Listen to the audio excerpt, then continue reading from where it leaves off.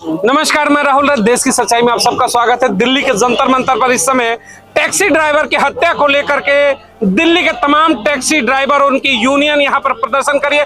मैं चाहूंगा एक बार तस्वीरों में आप दिखाइए, पीछे यहां पर हजारों की संख्या में टैक्सी ड्राइवर बैठे, उनकी यूनियन है। आज बड़ा व्यापक प्रदर्शन है। यहाँ देखिएगा, चालक बचाओ देश बचाओ, यही हमारा नारा है। तो चालकों को बचाने की बात क्यों होने लगी? जो लोगों को उनके अपनी मंजिल तक पहुंचाते थे, उनके साथ ही कैसे ऐसी घटना घटी कि मौत के घाट उतर गए। तो ये तमाम चीजें हैं, चलिए उनसे बात करते हैं, उनके यूनियन से। किस तरीके की तमाम चीजों को आपने लिखा कि चालक बचाओ देश बचाओ, आखिर ऐसी स्थिति क्या आ गई कि चालकों को बचाने की नौबत आ गई? जी हाँ जी, चालक के बचाने को नौबत, तभी तो हम लोग बोल रहे हैं कि चालक बचाओ देश बचाओ। जब चालक नहीं है तो देश कैसे बचेगा? देश को चलाने के लिए कहीं एक स्थान से दूसरे स्थान पर ले जाने के लिए, चाहे पीएम हो, चाहे सीएम हो, चाहे डीएम हो, उनको एक स्थान से दूसरे स्थान तक ले जाता है, हमारे चालक भाई ले जाता है। तो अब हमारे चालक भाई जो है खतरे में, पहले देश खतरे में था, अब हमारे चालक खतरे में हैं। आप एक हत्या की बात कर रहे हैं कि आपके साथी की हत्या हो गई, क्या है मामला, जरा बताएं उसे। सर, उस भाई का क्या कसूर?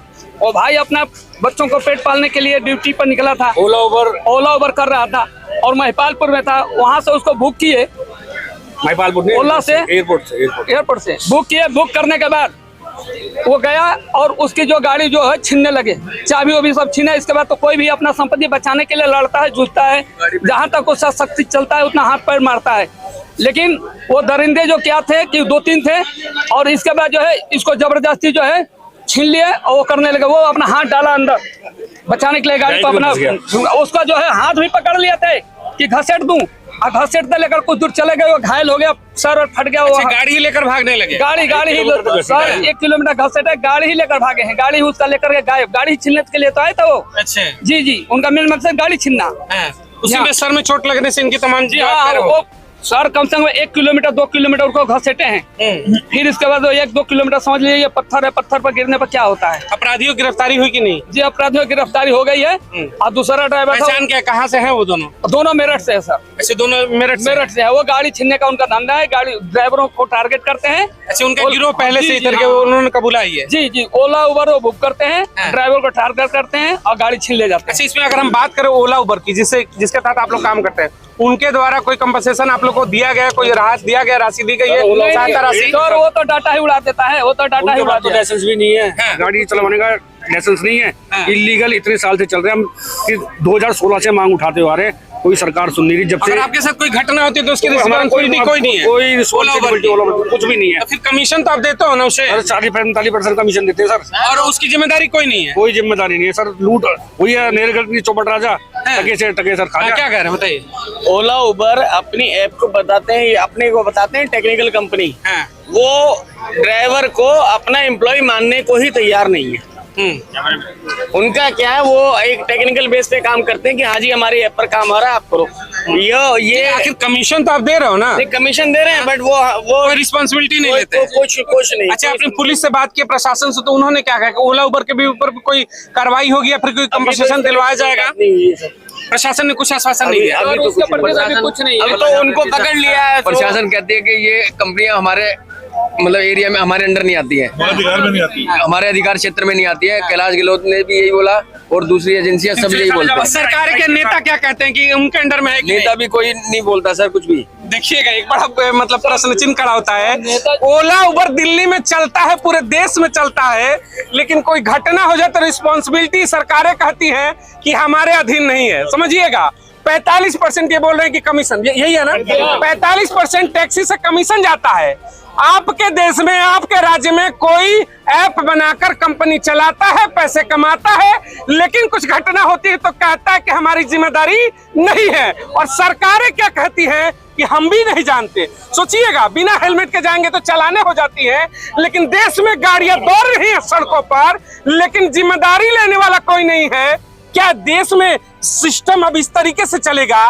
कोई आएगा, ऐप बनाएगा, चलाएगा, जिम्मेदारी नहीं लेगा, केवल पैसे कमाएगा। क्या जिम्मेदारी क्यों नहीं बनेगी? उनके भी बननी चाहिए। आपको मुआवजा मिलना चाहिए, आपको भी कुछ धनराशि उनको देना चाहिए अगर गलत हुआ तो।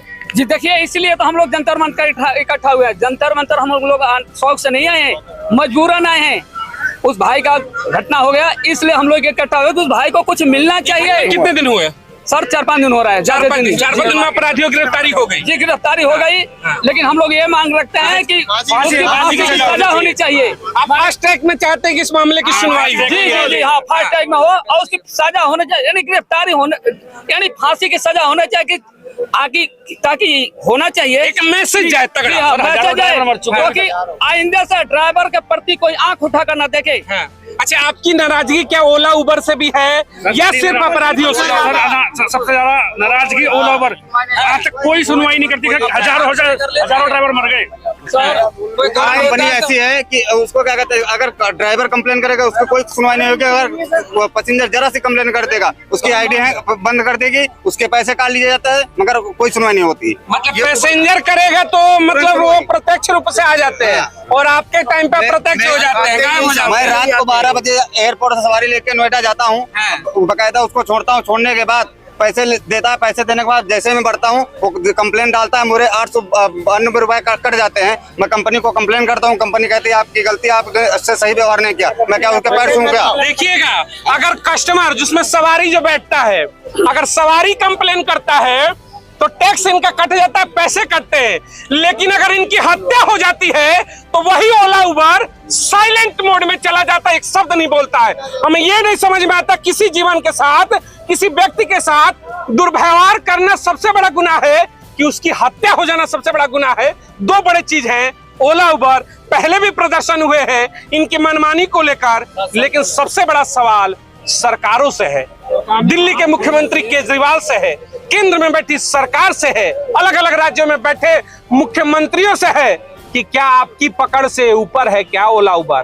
क्या उसके ऊपर कानून नहीं चलता क्या ओला उबर के ऊपर कोई कानून नहीं है क्या? कुछ मुआवजा देना तो चाहिए ना। जब कमाई का 45% आप टैक्स लेते हो तो किसी की अगर मौतें होती हैं तो क्या आपको मुआवजा नहीं देना चाहिए? लगा है